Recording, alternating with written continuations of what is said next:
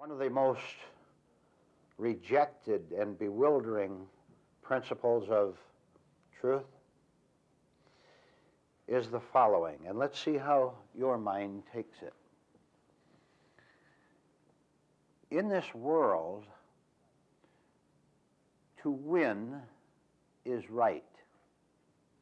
To gain is right. In this world, with the human mind. To gain is the only thing, to acquire, to accumulate, to build up your personal life, your material possessions. Winning is what counts. In the authentically spiritual life, the only kind of worthwhile life that there is that any human being can find, then losing is winning. Losing everything that you now value that is keeping you in the tornado. Now look, already the utter reversal of the process. See how difficult it is for you to grasp? Because you, all your life, and everyone you've associated with, has pressed down upon your mind the idea that accumulation is the way of life. This is the way you're happy. This is the way you're secure. And to lose, according to the world, is the enemy. Something higher than the human mind says to lose everything that you now call right and valuable is the one way to be a free and truly decent, happy human being. Who have you been believing up till now? What have you been accepting as right and as true to this point of your life? You know what it is. You know how you want to go out and get things. And the very idea of loss terrifies you, because you've taken everything you've accumulated as being you, part of your nature, part of your identity, and you'll fight for it. You'll hurt others for it. Nothing counts but to hang on to what you have. And what you have is nothing. What you have is something that's so temporary, so foolish, so empty. When you come into the presence of truth, you are told, now is the time to start doing the opposite, the exact opposite of what you've been doing all your 30, 40, 80 years. What a shock that is to the mind. So shocking that most people push it away. You are told, instead of adding to your vanity, to lose it. Instead of adding to what you call your security, to lose everything that you call your security. You've never had real security anyway. You're told to let go of every hope you have that tomorrow is going to be better. You're told to just let loose of everything that you're hanging on to, including your painful thoughts, including all your antagonisms which you hide so cleverly, but which your own nature knows about and suffers from. So when you enter the realm of truth, of course you're going to be shocked by it. You're going to say, what's this? No one ever said that before, so how can it be right? You don't understand how badly you have been lied to by society all your life. You have been deceived so badly that you take it as being normal. You're taking the abnormal as being normal. You're taking the false as being true, and when truth finally gets a little bit of light into your mind, just a little bit at the start, you begin to think that that is wrong. It has to be wrong because it's new, because it's unfamiliar. So you reject it and become frightened of it, push it away, and continue with your own scramble and nervousness to build yourself up and never resting, correct? You don't have any rest. You know it, and I know it. And I'm trying to explain to you tonight why you don't have any rest and why you never will. Until you begin to let truth teach you the opposite of what falsehood has been teaching you, and which you have unconsciously and unknowingly accepted as being right for you. I am telling you that the accumulation of ego benefits is wrong for you. Now, it couldn't be put simpler than that. I'm telling you that all the things you think that are holding you in place, they're keeping you in a very nervous place, a very uncertain place. Everything that makes you angry, that you value your anger, that is, and you cling to that. Even your anger and your fear becomes a part of your treasure. What kind of a treasure is that? The main point I want to make up to this point is I want you to know how unwilling the human mind is, yours and millions of people around the world, how unwilling they are to go through the storm until they come out on the other side and see that it was right for them after all. What is right in your life now? Come on, I'm asking you to examine while I'm talking to you. What is correct in your life at this very moment that you're seated here? Can you call bewilderment correct for you? Can you call your anxiety and your jitteriness, can you call that a correct way of life? There's no way you can do that. Now, this is what you have as a result of believing what everybody told you. I'm telling you, everybody was wrong. Your teachers, which include all the people you associated with, that you picked up habits from unconsciously, that you picked up their ways, they were wrong. And because you didn't know any better at the time, they made you wrong. You can now, beginning tonight, begin to know better. But here's the major problem. When you tell people that they must begin to lose in order to win, when you tell them that they have to let go of everything that is falsely valuable to them, they become frightened.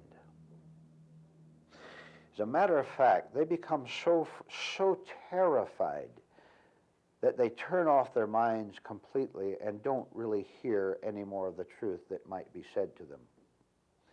They leave mentally, even while they stay where a lecture like this is being given.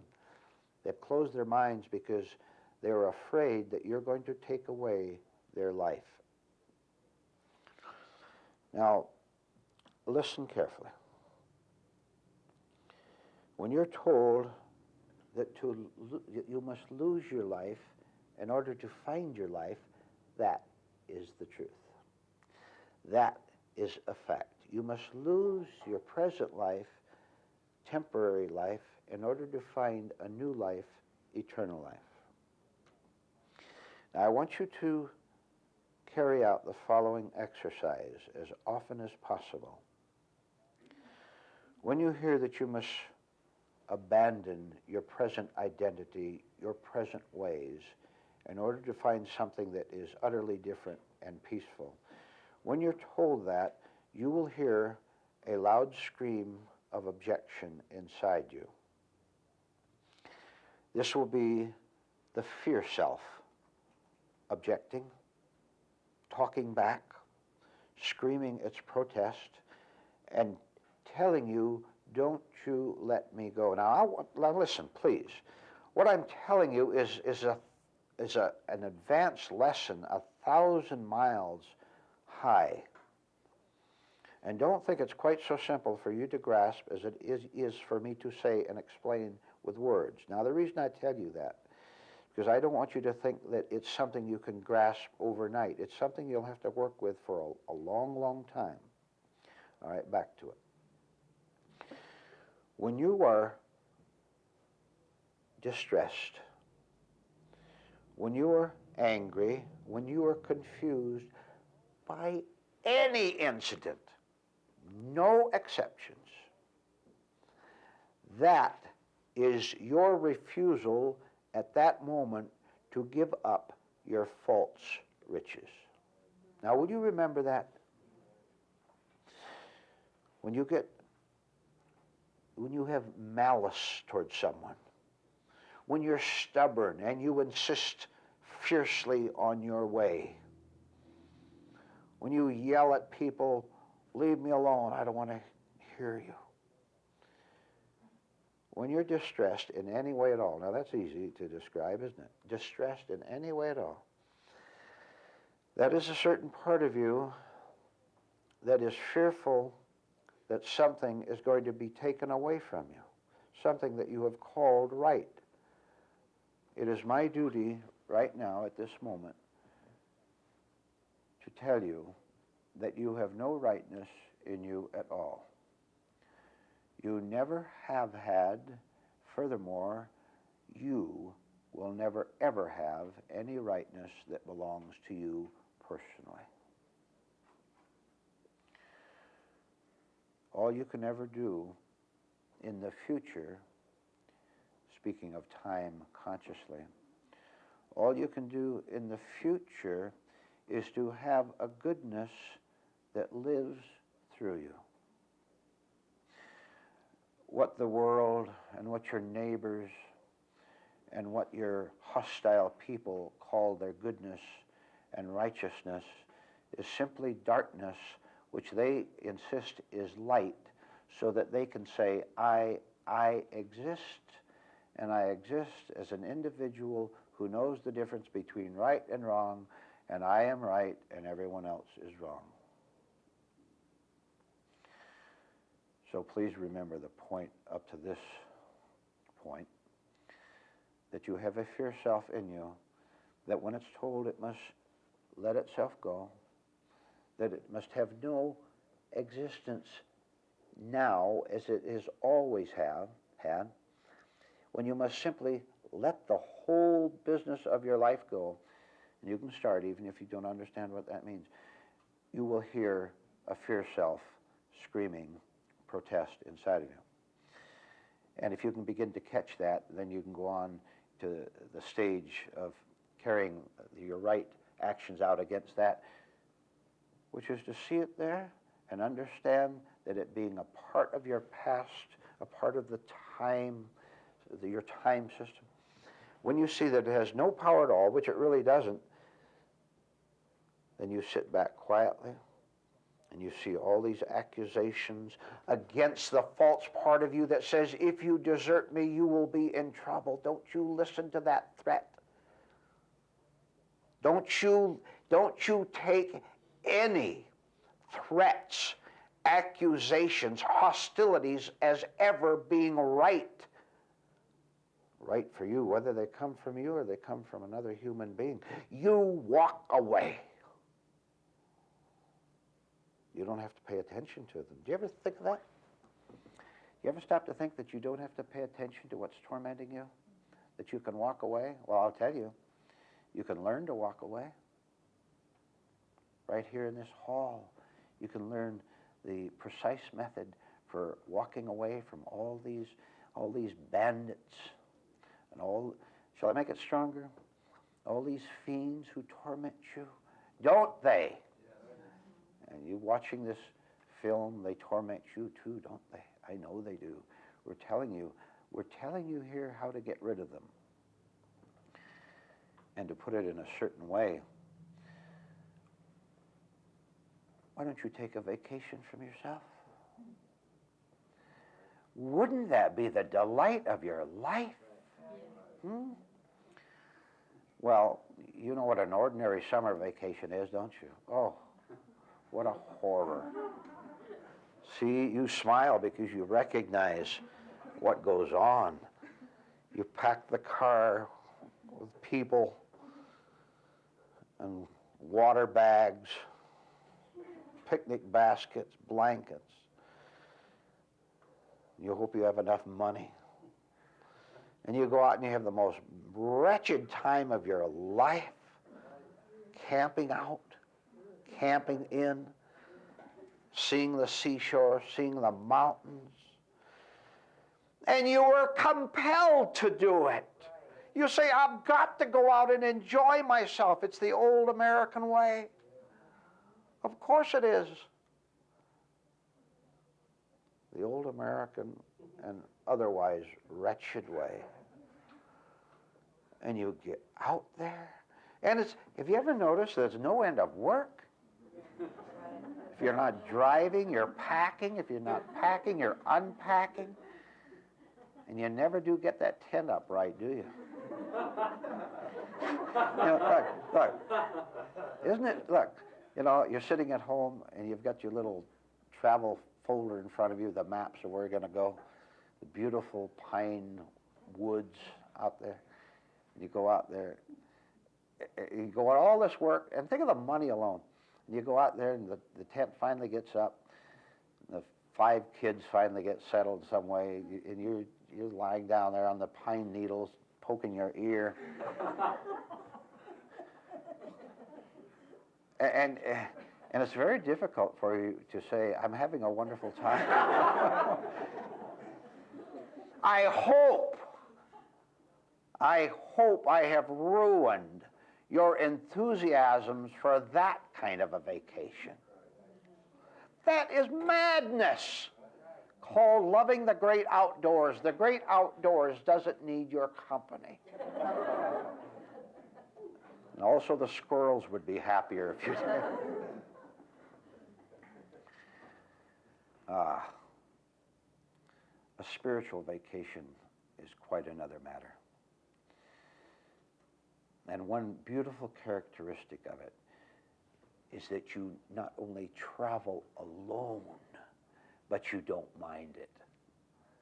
You not only travel alone, but you 1,000 times prefer it that way. Because you've seen in your inner life how other people can latch onto you, drag you down. Haven't you noticed that your friends always want something from you? They never want to think for themselves. Of course, you do the same thing to them, and you don't see that. You travel all alone, and it's very beautiful because you know what you have done. And what you have done is you have resigned from society and its madness. You actually have, psychologically, spiritually, inwardly. You've resigned, if you have. If you haven't, submit your resignation tonight and make it final. Don't go back and apologize and pay your dues back again and say, I want back in. They'll smile and take your money and know they've got another one. Spiritual vacation starts right where you are. Whatever condition you're in right now, you see, you're not asked to change anything. You're asked to start right where you are, to begin to watch yourself and watch other people and see how foolish you have been about their inner life. Just as you foolishly envy someone who goes out and makes himself miserable on that 3-week camping trip, you do the same thing inwardly, and you would vow, because you're so confused, that other couple down the street is really happy and you're not. You actually believe that they're rich. They're not rich. They're poverty-stricken. They really are. They don't have anything of value. But you don't know that, and I'll tell you why. One reason why. The other 100 reasons would take too much time. One reason why is because you live only in your miserable little world, and you don't even have the capacity to see the unhappiness of other people. You're the only one who counts. You're the only one you're concerned with. You're utterly wrapped up in yourself, and you're not really concerned with the happiness or unhappiness of anyone else. Spiritual wisdom in the early stages consists of just going about your daily life, in business, at home, walking the street in the cafe,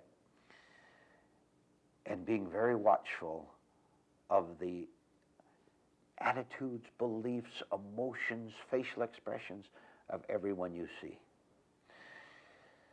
with one great purpose in mind: for you to destroy the last bit of delusion you have that other people are content, that they're free, that they have it made. This is going to take not only hard work on your part, but it's going to take a good deal of daring. And you listen now. What do you think is going to be your reaction when you study other people for 6 months or a year or 5 years until you are absolutely finally convinced that no one you know is happy in the smallest way? What do you think is going to happen to you? It's going to shake you, isn't it? You're going to say, I wish I hadn't seen this. Because before I had at least my hopes that maybe that man, he made a lot of money and I thought he was happy, or that woman, she had a lot of friends, a lot of social activities, and I thought she was happy. If you see that the whole world is groveling, beaten, defeated, depressed, and very, very hostile. When you see that, you will react, well, if this is the dark way it is, what hope is there for me? And that was a lying part of you speaking. Oh, but you're so used to believing in false voices. You're so accustomed to taking anything you hear yourself say as true, as final, as right, as something you can trust. Want another reversal? The first reversal was that you should lose, not win. Second reversal is to not believe anymore in the upstart, malicious, insolent, deceptive voices coming right from your own mind. Where do you think the problem is coming from? There's no problem outside of your confusion. So reverse it. Instead of believing in yourself, try sometime disbelieving in yourself until you see that just as it's true that everyone out there is lost, so are you. Now that's not a bad thing. It is not harmful to see that you have never known what life was all about. That is a good thing for you to see, because this is the turning point. There can be no turning point until you get over your delusion that you're okay. You're not okay. You know you're not okay, don't you? You know how mixed up you are.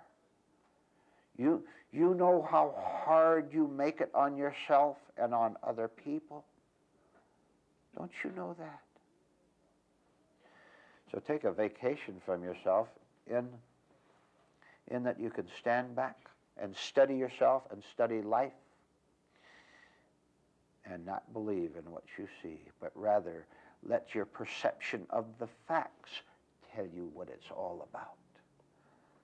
Let your perception of the facts tell you, for example, that there's no one out there who can help you. They can't help themselves. So you're going to lose faith in your human helpers, aren't you? And it's about time. Will someone take care of that, please? What are you going to do but let go of everything you've trusted? Let go of everything inside of you that's been deceiving you all this time. There's a story of a famous teacher who was known all around the world for knowing the answers to life, for being able to help people when they came to him for problems, with their problems. So because he was very well known, hundreds of people came to him daily, one at a time. So all day long, this great wise man received visitors who came. And their questions had as wide range as there were visitors. For example, one woman would ask, how can I raise my children properly? A man would ask about finances. A couple would ask about how can we handle an unexpected crisis in our life. Hundreds of people came and asked him questions.